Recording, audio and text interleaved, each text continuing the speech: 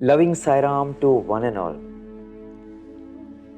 Whenever the source of all wisdom, all knowledge, the supreme preceptor, takes a human form, one beautiful phenomena that happens is that he takes mankind back to the true spirit of every form of knowledge. When Bhagawan started the Sri Sathya Sai Institute of Higher Medical Sciences, and before that the General Hospital,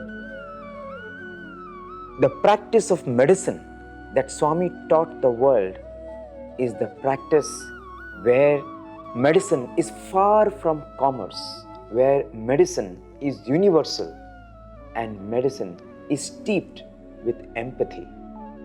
Same it is with education. When Bhagawan started schools and colleges and later on the university, Swami demonstrated to mankind how true education must go back to its roots. And on this sacred occasion of Guru Poornima, we are really blessed to have Professor H J Bhagia, who has had the opportunity to watch the Divine Master at work as he took education back to its roots. Sir had the chance to join the management department right from the inception of the course in 1986. And Sir has been a witness to how so beautifully, subtly, covertly, overtly, Swami ensured that education went back to its holy glory of the ancient times, and at the same time it was absolutely in tune with the needs of the modern times. And Sir is someone who has had the opportunity to interact with Bhagawan on numerous occasions. He has seen the transformation in students. He has seen how Bhagawan so lovingly instilled these beautiful virtues in young hearts and minds. So it's our blessing to have Sir with us on this holy occasion of Guru Poornima. Welcome, Sir, to the studios of Sri Sathya Sai Media Center. Sai Ram to all the listeners. I'm very delighted to be here on such auspicious day and enjoying the past sweet memories with Bhagawan. I don't know where to start, but okay, I'll start with the MBA. When I joined MBA, Swami started and he said, MBA, you think that I was started just to add one more B school in the hundreds of universities already existing? No, it is a different purpose. So he used to come personally to take lectures for all the students and teachers. And I was really surprised the definitions, the thinking, the interpretation of various management subjects. He used to give us fantastic. For instance, small, start with, he said management. What is management? Then before anybody answers, Swami says management is manage, men, T. Management, T stands for time. Manage your men and time. Oh, wow. Then another, he said, what is a manager? Then again, it's our duty to keep quiet and listen to Bhagawan.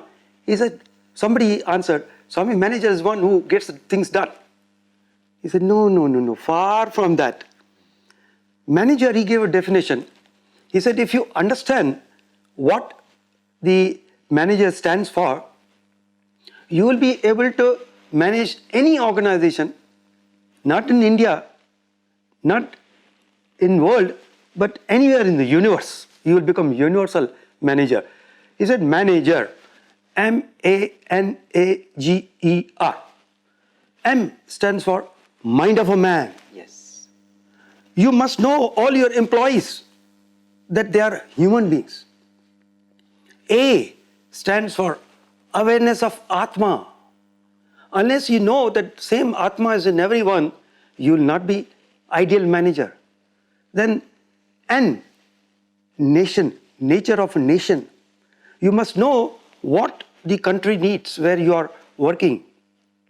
Another A is aspects of environments. Which environments you are working in, that you should know.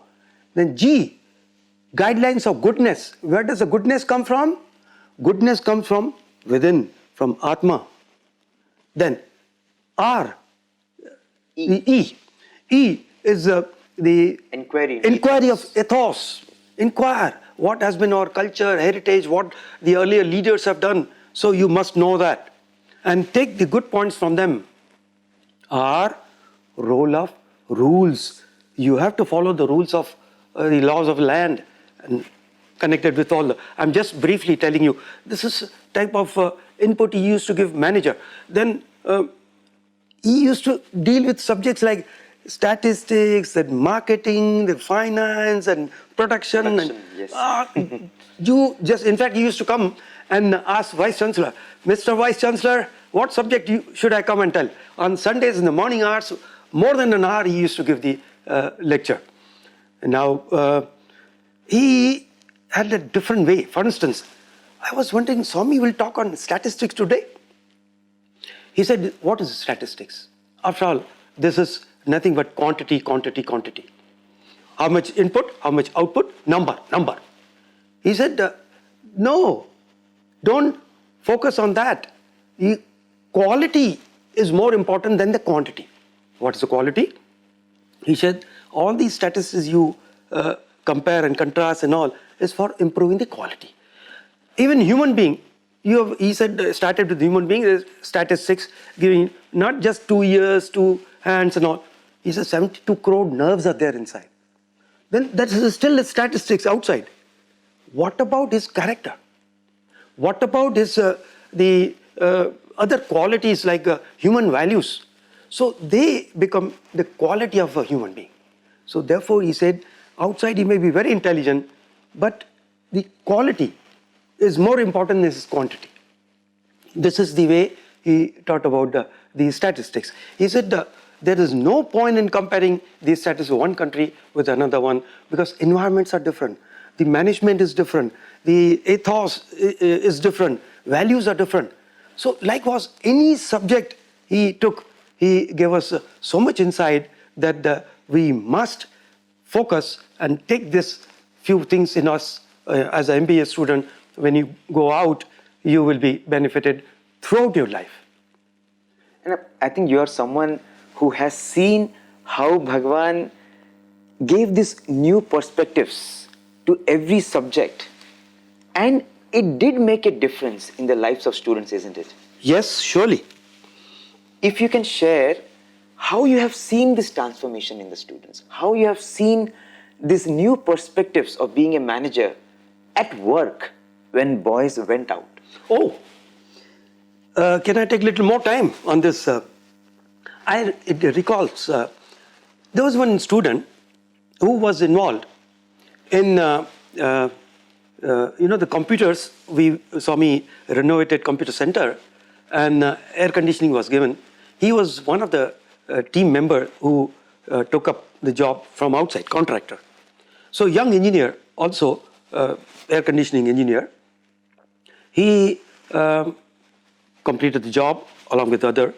After that, Swami came to give them darshan, blessings. And this boy sitting near Swami's lotus feet, looking at Swami's face, Swami understood his antaryami. What do you want? Swami, I want MBA seat in your college. Swami was so happy, young engineer in 20s.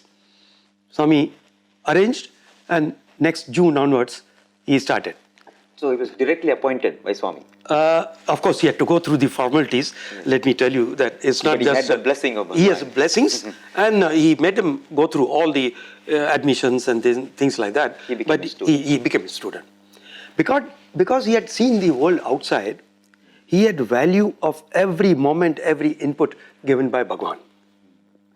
He became a very good boy, finished his MBA, then went out to get a job. He had left the earlier job with the contractor. Now he had to get a new job with the additional qualification of MBA. He applied some place where the requirement was some senior post with experience. But he applied. He was also called one of the candidates for the interview. There were few, maybe half a dozen candidates. He himself has narrated this story to me. Then the day when the interview was to be taken, he reported to the receptionist along with the other students also were there, other candidates were also there. Then half an hour, 1 hour, there was no response. So finally some candidates went to receptionist to find out what is happening. She tried to find out and said, boss is a little busy and in a short while he'll call you one by one. Tea and coffee was served as per the instruction of the boss. Then it became 10:30, still no sign of any starting of the interviews. One or two people were very agitated because they had maybe different appointments and elsewhere. So they poured out their anger to the receptionist and walked off. Then remaining three, they were still holding on. One of them again went and it became 11:30, 12. So as per the instructions, the boss over phone, she took them to the special lunch in the organization premises. And after lunch, they came back 1:30. Then they were still getting bored and we don't know. Our student was also one of them. So he was busy. He never raised any questions. But other three people were very upset. They went to the receptionist. What is going on? You called us at one time and you don't even, if boss doesn't have time for interviews, you shouldn't have called like that. They're waiting for 4 or 5 hours. 4 or 5 hours already. Then again she rang up to the boss. Boss offered snacks, coffee, tea, cold drinks. Then one guy said, we have not come here to have breakfast, lunch and dinner here. When will the interview start? Then after a while, boss called the guy who was very upset. He went to the boss and interview room, came out in a couple of minutes. He said, hey, he told, hey, it's an eyewash man. What have I not selected? Then in the meantime, another guy was someone, he went and he also came out in a few minutes. Third person, when second came out, he said, sure, short, they have already selected somebody. It's just an eyewash to show that they have conducted the interviews. No point. He was telling our student also, hey, don't waste your time. He was a junior most, our student. Then in the meantime, third person was called. He also, then from distance to other two persons, this third person said, wait, I'm also joining, we'll go together. But this, our student, he was quite calm, composed, went inside. The boss said, are you Mr. So-and-so? Yes, sir. Are you coming from such and such, Sathya Sai Institute of Higher Learning? Yes, sir. Sit down. And boss said, you are selected. You are selected? Sir, you have not taken my interview. And no, sir, first time I'm meeting you. Yes, you are meeting me first time. Since morning 8 o'clock, what was I doing? I have been conducting your interview. Those years, CC camera was not very common. So he said, through camera, I was observing all. He had a hidden camera. He had a hidden camera. Then he understood. Then he said, by the way, being such a young in 20s, how come you're so composed? Your patience. And he said, sir, I'm from Sathya Sai Institute. No, but what were you doing? You were not involving yourself in the discussion, anger, arguments, and you were reading something I was observing. What were you reading, by the way? Then he showed book Man Management, where all the discourses of Swami interactions of Swami with the MBA were recorded and in a book form he was reading.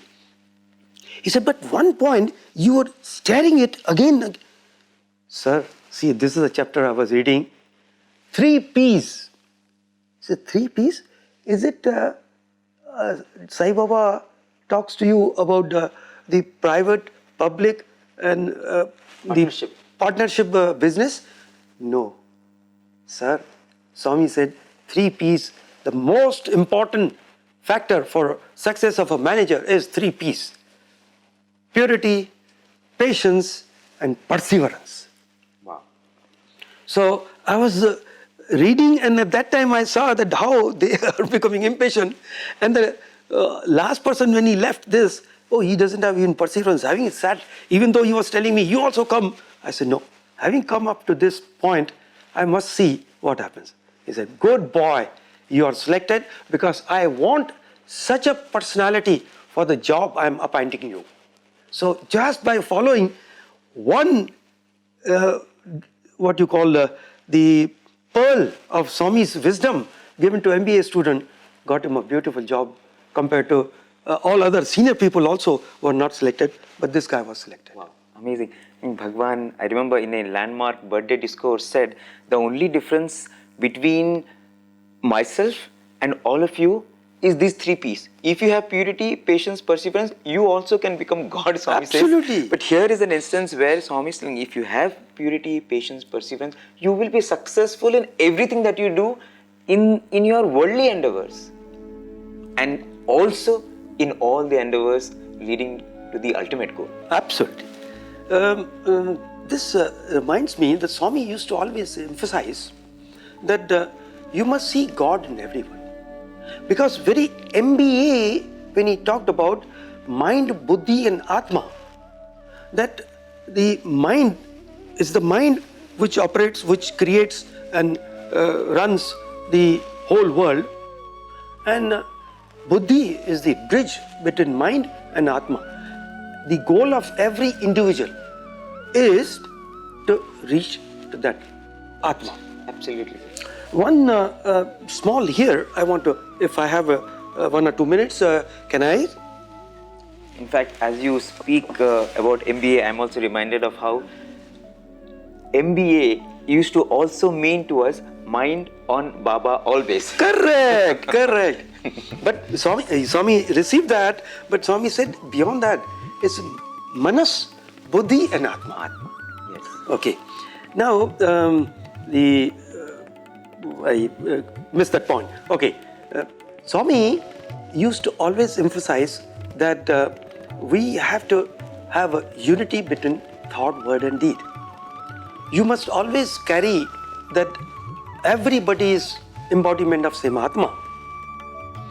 And if you remember, Sai Baba is omnipresent, omniscient, omnipotent, and keep guidance from him from within, you will never fail. You will be able to take decisions properly with a calm mind. Now, one such occasion in a Trai session,